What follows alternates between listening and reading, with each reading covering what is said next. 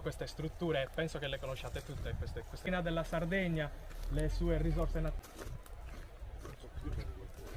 Stiamo tutti, ci posizioniamo, però ormai come tanti siti in Sardegna.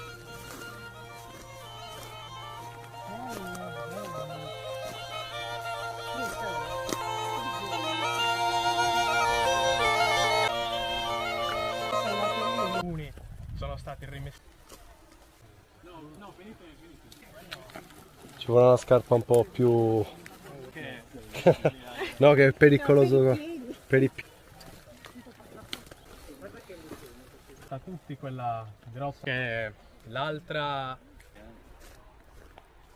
Qua c'è. Sì.